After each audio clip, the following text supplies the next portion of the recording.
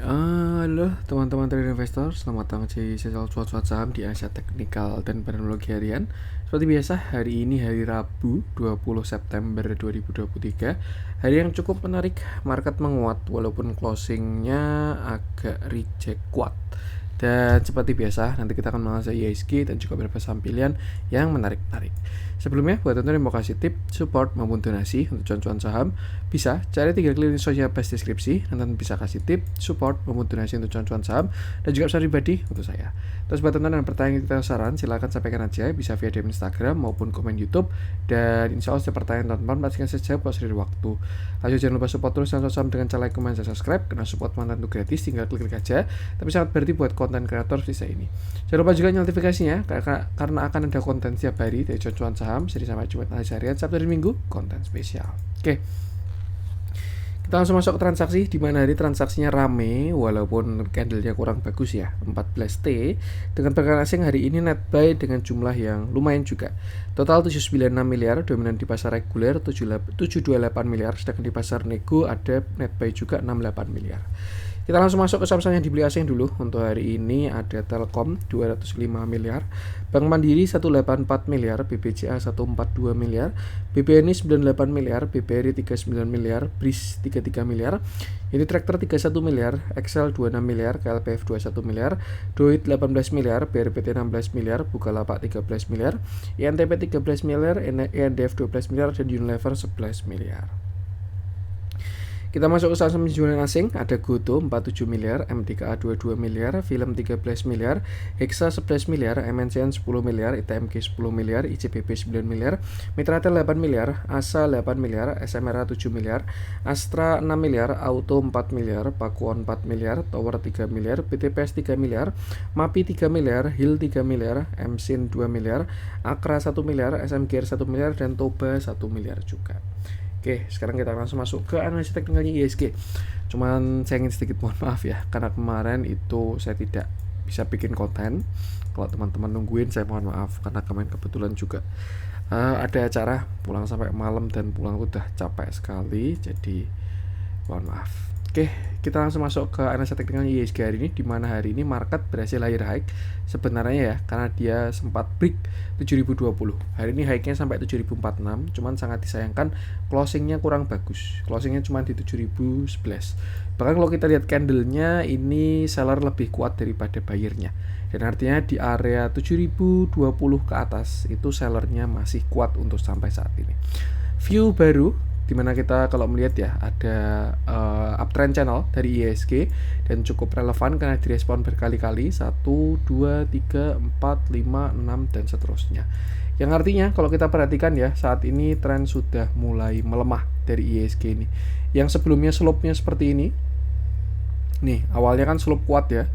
Anggaplah ini kemiringan berapa derajat, ini dia mulai melemah. Dan nanti akhirnya dia bakalan sideways, entah sidewaysnya di mana, same high same low, dan akhirnya dia bakal reversal kalau terkonfirmasi seperti itu. Nah, cuman itu semua masih potensi ya, selama belum ada konfirmasinya belum valid. Untuk sekarang sih kalau kita perhatikan sudah ada pelemahannya, dan kalau kita cek divergennya pun juga sudah muncul, walaupun kalau misalkan dia golden cross nanti divergennya bakal gagal dan disertai dengan higher high seperti itu. Jadi intinya untuk sekarang market masih uptrend ya, dia juga sudah keluar dari sideways-nya, masih punya uptrend channel dan lain sebagainya, cuman memang sudah mulai masuk area kuat seperti itu. Tinggal kalau misalkan ada reject yang cukup kuat, bandingan itu prepare untuk koreksi, tapi selama masih lanjut kembali menguat bisa dimanfaatkan untuk trade pendek. Intinya pun juga sama ya, ini market cuman average aja, pilih saham-saham winnernya dan hold dengan bagus seperti itu. Dan ya intinya sama, batasi resiko aja. Kalau kita perhatikan tuh sekarang support masih sama ya, ini di sekitar 6.900 support 1 saat ini. Tapi kalau kita perhatikan juga dia cukup merespon 6980. Jadi support terdekatnya di 6980, baru setelah itu di 6900. Sedangkan untuk resist saya rasa masih di 7000 sampai 7020 seperti itu. Dan kita perhatikan besok, kalau dari candlenya sih besok sepertinya agak kurang oke ya. Kalau misalkan besok dibuka dengan candle merah ataupun lower low, prepare untuk koreksi aja. Tapi kalau besok masih melanjutkan penguatan, maka ada potensi dia mau nutup shadow hari ini. Tinggal kita batasi resiko aja. Oke, tentu IHSG, kita langsung masuk beberapa saham pilihan. Saya mulai dari yang dijualin asing, kita cari yang ada spread seperti biasa. Saya pengen coba cek dari si ASA coba kita bahas deh, karena ini juga cukup sering dibahas di grup CCS ya, dipegang oleh bandar-bandar. Oke, kita bahas ASA, di mana hari ini ASA naik 3,8%. Candlenya tidak terlalu solid dan volumenya kalau kita lihat cukup besar. Terakhir ASA dia koreksi dari puncaknya itu di area 4000. Sebelumnya dia bullish dulu, naik sampai 4000, di sana dia koreksi menggunakan descending triangle. 1 2 3. Dan akhirnya koreksi terus lower low downtrend sampai kemarin bottom di 685. Membentuk sebuah same low, low 1, low 2, dan terbentuk sebuah chart pattern double bottom, bottom 1, bottom 2. Berhasil breakout naik sampai 1400 dan sekarang koreksi lagi. Sebenarnya kalau misalkan kita pakai view double bottom pun juga targetnya sudah hit si ASA ini. Nih ya, kalau misalkan kita cek pakai double bottomnya, ya dia sudah mendekati lah target 1500. Kemarin dia ada di 1420. Dan harusnya koreksi sesuatu yang sangat wajar. Cuman esensi dari double bottom ini kan sebenarnya adalah reversal, yang harusnya sih dia bakal yang sebelumnya downtrend menjadi uptrend seperti itu. Dan ya, indikasi dari uptrend itu adalah higher low dan juga higher high. Kalau kita perhatikan, dia baru satu swing high dan sekarang sedang swing low dan sedang berpotensi untuk membentuk yang namanya higher low dengan syarat tidak boleh jebol 690 seperti itu. Seringnya kalau misalkan higher low itu dari 0,618 yaitu 910 sampai 805 di area golden pocket Fibonacci 0,618 sampai 0,786. Cuman karena dia punya double bottom, bisa juga kita lihat ada sebuah neckline di sekitar 990 yang kemarin juga sebelumnya dia sempat merespon, tapi disayangkan masih kembali lower low seperti itu. Itu untuk gambaran view besarnya. Nah, untuk view kecil kalau kita perhatikan ya, dia kemarin bottom di area sini 945, reject, dan hari ini volumenya cukup besar. Kalau kita perhatikan rejectnya juga dia dekat dari resist 1045, dan ya saya rasa ada potensi besok dia bikin inverted head and shoulder pada time frame kecilnya. Ini shoulder kiri, lalu ini head, calon shoulder kanan seperti itu. Dan ASA untuk saat ini ya, dia tidak jelek selama tidak jebol 945 seperti itu. Tapi kalau ternyata dia masih jebol 945, artinya ASA masih lower low, dan ya next stopnya adalah di area golden pocket 910 sampai 820 seperti itu. Artinya untuk sekarang wait and see dan persiapan untuk beli. Kalau teman-teman pengen entry, tinggal perhatikan respon di area supportnya. Kita perhatikan transaksinya agak kurang oke, merespon juga MA20, rejectnya dari downtrend line, dan ya gunakan area tersedia, jangan lupa selalu batasi resiko. Untuk ASA saya lanjutkan, kita cari yang ada spread lagi. Saya pengen langsung masuk ke yang dibeli asing aja deh. Tadi saya cek banyak yang cukup menarik untuk yang dibeli asing. Saya pengen mulai dari Breeze ya. Ini juga merevisi view terakhir saya ya, walaupun memang belum terkonfirmasi, tapi kita revisi. Oke, kita bahas Breeze, di mana hari ini dia naik 5,86%. Candlenya solid, volumenya ganteng banget, disertai dengan transaksi yang sangat bagus. Kita terakhir bahas Breeze kalau nggak salah di sini ya, 18 September ketika dia breakdown symmetrical triangle. Nih, 18 September, dan waktu itu wanti saya cuma satu. Dia sudah breakdown symmetrical triangle, dan kalau misalkan dia sampai jebol 1600 maka dia lower low, dan itu belum terkonfirmasi oleh market karena Breeze tidak jebol 1600. Rebound pada hari selanjutnya 19 September, dan hari ini 20 September dia menguat naik 5,86% seperti itu. Artinya apa? Kalau misalkan kita perhatikan ya, walaupun sebelumnya dia punya symmetrical triangle, tapi kalau kita perhatikan pada structure yang lebih kecil, Breeze ini mulai masuk ke fase sideways ya, karena dia punya sebuah same low dan juga sebuah same high seperti itu. Dan hari ini pun dia cukup merespon juga area same high-nya di 1730 seperti itu. Dan ya opsinya dua, ketika kena resist yaitu breakout maupun koreksi terlebih dahulu. Besok bisa perhatikan untuk Breeze ini, karena kalau dilihat dari volume hari ini saya yakin ini bagus banget Breeze ini ya. Jadi bisa dimasukkan ke watchlist lagi. Intinya satu, kalau misalkan breakout jangan kejar atas, biarkan dia naik, kena resist, retracement, baru nanti buy on weakness. Kalau misalkan dia besok breakout alias breakout 1730. Intinya kalau break 1730 ada konfirmasi untuk naik ke yang lebih tinggi, pantau retracement selanjutnya. Tapi kalau misalkan besok dia melemah, nah kita perhatikan melemahnya. Pertama kita lihat dari volumenya, apakah melemahnya dengan volume kecil, itu yang pertama. Dan yang kedua ya intinya di volumenya itu sih, seperti itu. Dan kita perhatikan skenario nya, apakah dia nanti bikin continuation atau bahkan dia bikin inverted head and shoulder, shoulder kiri, head shoulder kanan, alias mau bikin higher low, atau bahkan dia mau bikin same low. Dan itu nggak ada masalah sama sekali, tinggal kita sesuaikan dengan entry-nya aja. Intinya untuk sekarang, karena dia sedang sideways same high same low, maka kita perhatikan 1730 sebagai resist dan 1600 sebagai support. Kalau break atas itu cakep, kalau jebol bawah itu dia bakalan jelek tuh. Dan kalau misalkan dia bikin higher low, tinggal kita pantau kira-kira di mana. Untuk sekarang area yang menarik untuk dari breeze itu di sini. Support satunya ya 1670 sampai area 1640. Itu area support si breeze ini. Sedangkan support 2-nya di 1600. Perhatikan retracement-nya, kalau dikasih retracement dan ya dilihat dari volumenya sih ini indikasi yang bagus ya, bukan kaleng-kaleng lah hari ini volumenya. Kita lihat transaksinya, volume bagus, transaksi juga auto bagus, big akumulasi semua. Kita track ke belakang juga konsisten akumulasi. Jadi sebenarnya so far masih so good, ditambah juga sideways kemarin pun juga tidak ada distribusi sama sekali. Intinya sih bahasanya ya nunggu saatnya jalan aja. Kayak gitu. Tinggal sabar-sabaran lah di sini. Kalau dilihat dari volumenya, ini saya rasa sudah manasin mesin, tinggal kita tunggu konfirmasi dari price action-nya. Yang penting sama selalu batasi resiko. Untuk breeze saya lanjutkan, kita cari yang ada spread lagi. Saya pengen bahas Doit. Doit ini ya entah kenapa naik terus, tapi yang bahas sedikit. Ini biasanya indikasi dari pergerakan yang cakep lah. Kemarin sempat kita bahas, sekarang kita bahas lagi. Hari ini Doit naik 2,83%. Candlenya bagus, volumenya pun juga masih membesar. Terakhir Doit, dia itu bottom di area 262. Reversal, breakout dari area falling wedge dan naik membentuk sebuah structure higher high. Yang pertama dia ascending, 1, 2, 3 breakout. Tapi dia retracement lagi higher low dan akhirnya higher high membentuk cup and handle.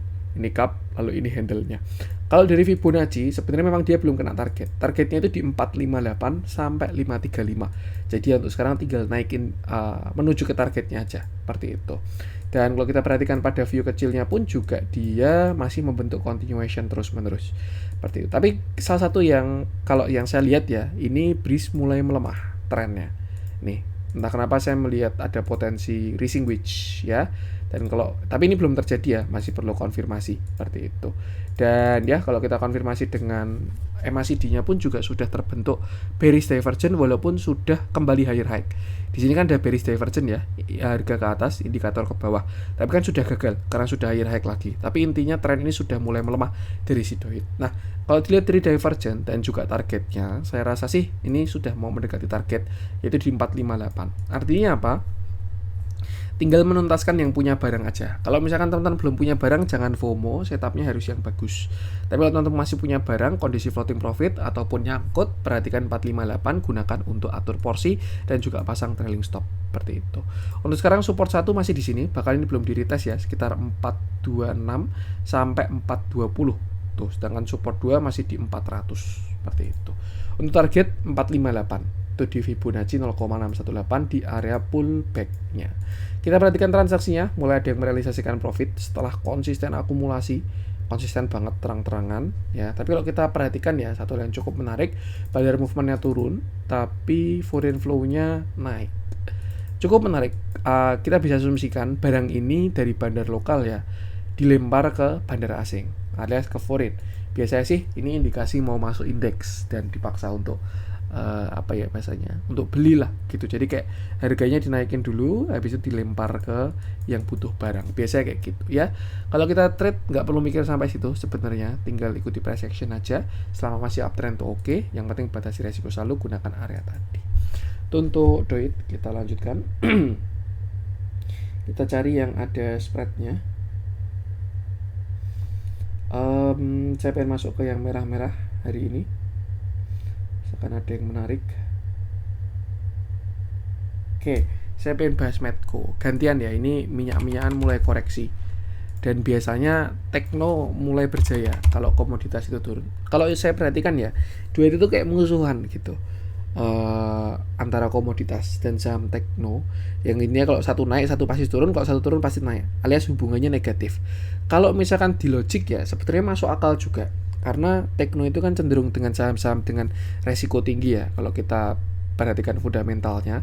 Tapi kalau dari sudut pandang portofolio, tekno itu saham-saham dengan yang spreadnya lebar, artinya memang resikonya tinggi dan kurang liquid dan lain sebagainya. Beda dengan minyak-minyak. Tapi kalau dari segi ekonomik, most likely tekno-tekno itu kan kalau kita perhatikan ya beberapa saham-saham startup yang di sana itu saham-saham yang hidupnya itu dari investor maupun utang, alias pembiayaan. Ini opini pribadi ya, kalau teman-teman yang mau ikut berpendapat silakan juga, alias hidupnya itu dari dana dana orang lain gitu, entah perbankan maupun investor lain pribadi gitu, yang artinya uang di situ adalah uang panas gitu, yang menyebabkan, makanya saya sebut saham-saham tekno ini saham dengan high risk gitu, yang mana kalau dia naik pun sesuai prinsipnya juga high risk high return. Kalau naik ya dia naiknya tinggi, kalau turunnya juga tinggi juga, seperti itu. Beda dengan saham-saham komoditas yang underlying, mungkin kita bisa asumsikan sebagai underlying ya, walaupun mereka itu berbisnis, tapi kan mereka memproduksi juga komoditas. Underlyingnya jelas itu adalah komoditas, yang mana itu adalah musuh inflasi. Dan inflasi pun juga tadi berhubungannya juga dengan suku bunga, yang mana berhubungan dengan saham tekno.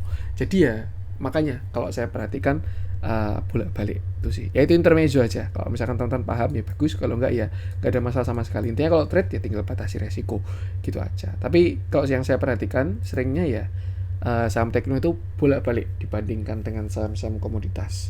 Tinggal sesuaikan aja portonya besar di mana gitu. Makanya kemarin ketika komoditas pada jalan ya, saya udah gemuk di tekno gitu, waduh harus sabar gitu. Tapi ketika udah mulai putar balik, ini make techno great again. Oke, kita bahas Medco-nya, di mana hari ini Medco turun 5,71%. Candle-nya solid, volumenya pun besar, dan sudah terjadi reversal candlestick seperti itu. Teman-teman bisa perhatikan ya, di sini naik, melemah, reject, dan akhirnya sekarang mulai lower low seperti itu. Dan ya, Medco ini kalau kita perhatikan dia juga sepertinya sudah kena target higher high-nya, yaitu di sekitar area 1755 sampai 1990. Sebenarnya sih kemarin naiknya masih sampai sini doang ya, 1700. Cuman ya memang sudah mulai dekat dengan targetnya. Kita asumsikan dia sudah hit lah gitu, karena nggak ada 100% akurasi juga. Intinya kalau kita perhatikan saat ini Medco ini sudah mulai reversal dari candlestick ya, bukan chart pattern. Dan tapi kalau kita perhatikan bigger view-nya, Medco ini sedang uptrend, dan bahkan dia juga di all time high. Artinya nggak ada halangan lain yang mana retracement-nya saya rasa bakalan menarik untuk si Medco ini. Seperti itu. Cuman ya kita perhatikan dulu aja. Dan ya untuk yang realistis terdekat itu ada di sini sekitar 1400-an lah.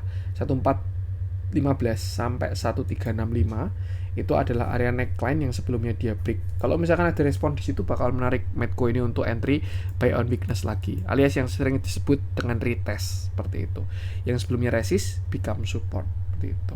Intinya kalau untuk sekarang, kalau teman-teman punya barang tinggal pasang trailing stop. Tapi kalau belum punya barang, wait and see dulu. Perhatikan area support 1370 sampai 1425. Kalau ada respon di situ harusnya bakalan menarik seperti itu.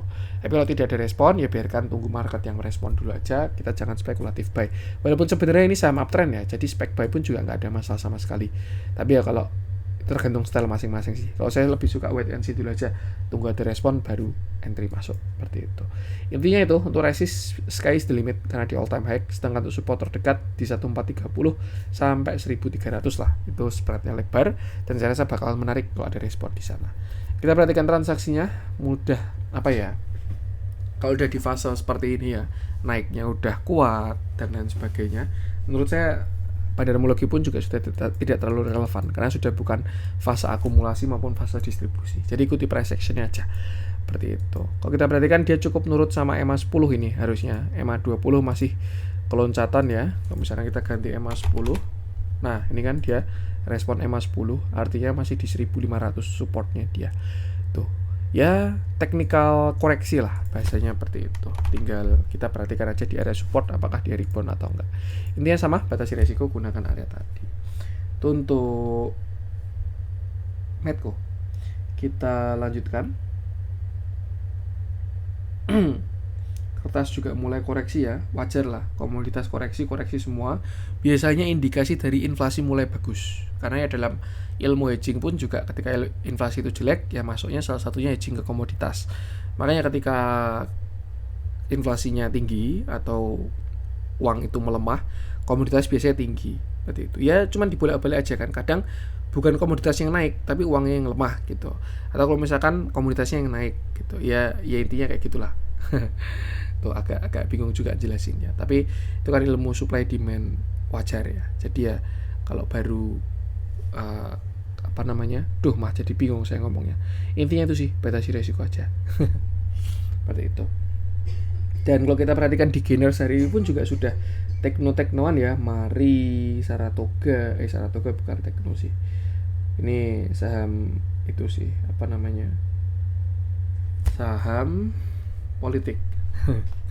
Kita bahas satu aja deh untuk yang hijau-hijau. Kita bahas Saratoga. Sebenarnya Mari cukup menarik juga. Saya udah masuk watchlist juga itu.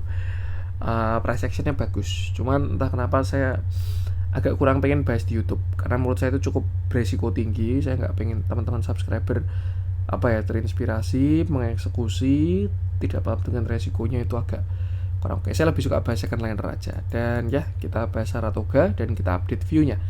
Hari ini Saratoga naik, dia naik 9,46%, candle-nya sih ada reject tapi volume gede banget ya.